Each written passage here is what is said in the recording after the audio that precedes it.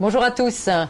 Elle est à la une de tous les journaux, elle défraie la chronique et surtout elle est dans toutes nos conversations. Évidemment, je veux parler de la grippe A, H1N1 et pour en parler et surtout pour mieux comprendre, parce qu'à force de profusion d'informations, on ne sait plus que penser et surtout on s'inquiète peut-être à tort. Alors pour en parler aujourd'hui, nous allons recevoir, mais vous le connaissez déjà, l'inénarrable, le grand docteur Marcel Ichoux. Bonjour. Alors Marcel, d'ailleurs vous en avez déjà parlé parce que je vais vous faire un petit coup de pub. Vous intervenez maintenant, vous avez une émission sur Europe 1, l'émission Rien de grave que vous animez avec Véronique Mounier, qui est à écouter tous les samedis, donc je vous engage à l'écouter tous les samedis de 14 à 15 heures. Alors si on veut mieux comprendre, parce qu'on entend beaucoup de choses et finalement on s'inquiète peut-être à tort, qu'est-ce que c'est que la grippe, et notamment cette fameuse grippe A, H1N1, par rapport à la grippe que l'on connaît en cette arrivée d'automne et de saison grippale? Qu'est-ce que c'est que la grippe? D'abord, pour prendre un peu de hauteur, vous connaissez la fameuse blague du verre à moitié vide et du verre à moitié plein. Il y a une espèce d'emballement dans les médias et dans la population parce qu'on annonce une catastrophe possible. Alors, la catastrophe est toujours possible, mais elle n'est pas certaine et loin s'en faut. Premièrement, les modèles, ce sont des modèles mathématiques qui peuvent prédire qu'il y aurait en France, puisque c'est le pays où l'on vit, environ 30 millions de personnes atteintes de cette fameuse grippe A. Ça n'est pas certain. Ça n'est pas certain, ça peut être le cas. C'est le chiffre maximum. C'est le chiffre maximum d'un modèle mathématique fait par des épidémiologistes, mais ça n'est qu'un modèle mathématique. Et vous savez, toutes les prévisions, que ce soit en matière économique, météorologique et épidémiologique, elles s'avèrent, heureusement, parfois fausses. Mais on est obligé de prendre cette hypothèse la plus pessimiste parce que l'État ne pourrait pas être prise en faute, notamment avec les affaires passées comme la canicule, etc. Il ne pourrait pas ne pas être en mesure de parer à cette épidémie. Alors revenons à cette épidémie. Les virus, on vit avec. On est entouré de virus, on vit avec, on en a dans le corps, etc. Et il y a parfois des virus qui deviennent pathogènes, et notamment le virus de la grippe est un virus qui revient chaque saison. Chaque saison, nous avons en France entre 2 et 4 millions de personnes touchées par le virus de la grippe. Sur ces 2 ou 4 millions de personnes, environ meurent 2 à 3 000 personnes, c'est-à-dire il y a une mortalité de 1 pour 1000. Qui meurent? Des personnes fragilisées. Alors je ne dis pas que c'est pas un problème, c'est notamment pour ceux qui sont touchés, mais c'est des gens qui ont des pathologies qui de toute façon font que si ce n'est pas avec la grippe, ils auraient été fragilisés, des insuffisants cardiaques, des insuffisants respiratoires, des gens âgés, etc. etc. Dans la grippe dite A, cette grippe qui a été identifiée, il y a un problème manifeste de contagiosité. C'est-à-dire qu'elle est très contagieuse. Et beaucoup de gens sont touchés, et c'est pour ça qu'on l'appelle pandémie, parce que elle est localisée très vite sur un territoire. C'est une épidémie qui va sur plusieurs continents même. C'est plusieurs continents. Donc c'est une pandémie. Quant à sa gravité, pour le moment, on ne peut pas dire qu'elle ait une gravité supérieure à la grippe saisonnière. On n'a pas plus de cas mortels que dans la grippe saisonnière. Alors maintenant... Il n'y a pas d'inquiétude, mais on est quand même dans un principe de précaution qui nous fait... Vous savez, on est entouré de la grippe saisonnière tout le temps, de la variole, de la varicelle, de la rougeole, de tas de maladies qui sont potentiellement mortelles et pour lesquelles, ce que je veux dire, c'est que, bien entendu, il faut faire attention. Bien entendu, quand il y a des signes, notamment, je le dis vite, mais pour des populations soit fragilisées par une pathologie, alors, soit pour les femmes enceintes. Les femmes enceintes, les personnes à difficultés respiratoires, qui ont des infections respiratoires déjà, ceux-là sont plus à risque.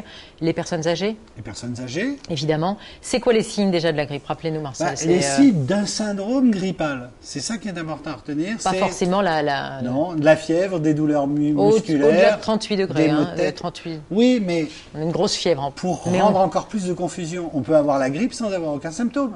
Ni même le moindre fébricule, ou un tout petit fébricule à 37,5, 38. D'accord. Quand vous mettez ça en face d'une chose, c'est que pour faire le diagnostic de la grippe, le diagnostic de certitude, il suffit pas de voir votre médecin et de constater que vous avez de la fièvre, des courbatures et des maux de tête. Ça ne suffit pas. Pour faire le diagnostic de certitude de la grippe A, il faut aller dans un laboratoire de virologie, pas le laboratoire que vous avez au coin de la maison, et le laboratoire que je suppose on doit avoir à l'hôpital de Mont-de-Marsan, qui vous fait un examen très précis, qui vous donne un diagnostic de certitude. Mais prenons un exemple, 30 millions de gens touchés. On ne peut pas faire le diagnostic de certitude à 30 millions de personnes.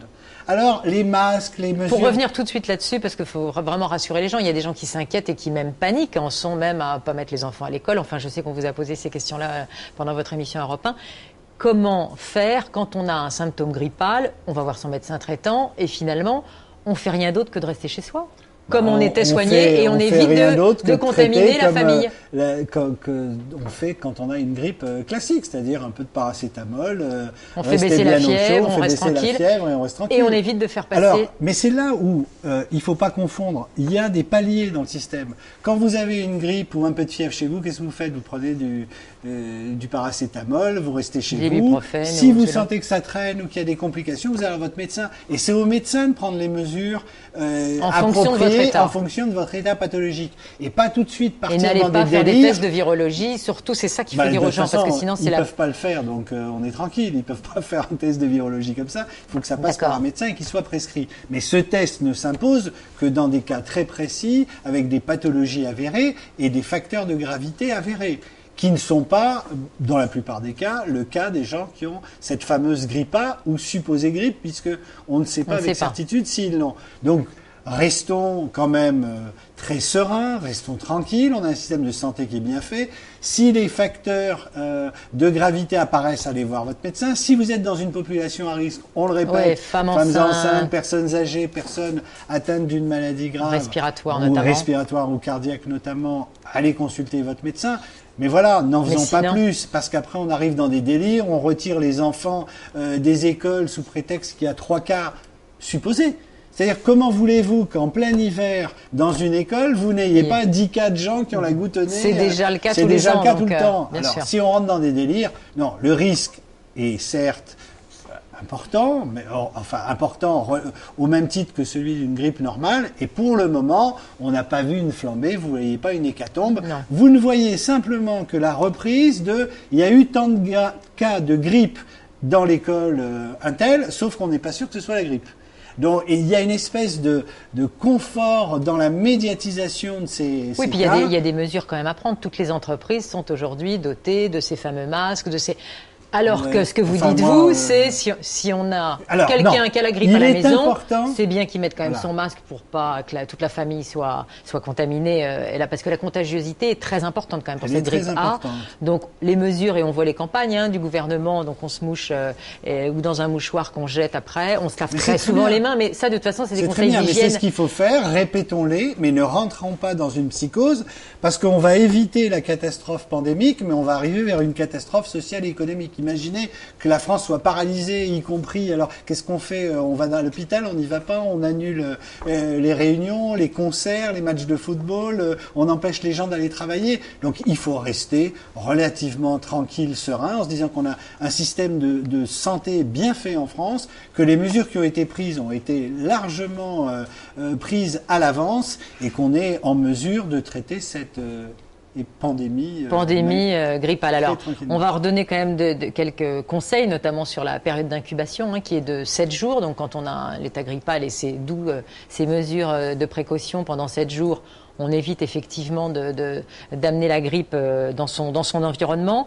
Et puis, si toutefois on est malade, qu'est-ce qu'on doit faire? On y a répondu. J'aimerais que vous nous parliez un petit peu les vaccins. On les attend pour l'automne. Je sais que de nombreux laboratoires ont été, puisque 96 millions de doses ont été achetées par le gouvernement. On est aujourd'hui, on sera capable de toute façon en cas de pandémie, parce que ce n'est qu'une éventualité, on est bien d'accord. Alors, ce n'est qu'une éventualité, mais par définition, le vaccin, il est préventif, donc il doit être administré avant que l'épidémie arrive. Pour le moment, l'autorisation de mise sur le marché, vous savez que quand un médicament est prêt, il doit passer par les fourches codines d'un certain nombre d'administrations pour savoir s'il est inoffensif ou pas, c'est-à-dire qu'il n'entraîne pas d'effets secondaires. On n'a pas encore l'autorisation de mise sur le marché. On peut supposer qu'elle sera acquise, mais encore une fois, c'est pas automatique, parce que sinon il n'y aurait pas d'autorisation de mise sur le marché. Donc on doit attendre cette autorisation de mise sur le marché, et puis après, enjoindre la population à se vacciner. Je crois que pour les populations à risque, Bien sûr. Aucun doute. Mais ils vont être appelés à se vacciner. Pour le reste, très honnêtement, je ne sais même pas moi si je vais me faire vacciner. Donc vous voyez, et j'en ai parlé avec beaucoup de virologues, il n'y a pas de certitude. On le ferait s'il y a une épidémie majeure avec une gravité très importante. Alors là, il faudrait vacciner massivement. Malheureusement, ce qu'on peut dire en matière de grippe A, on peut rassurer les gens parce qu'il faut, il faut garder la tête froide, mais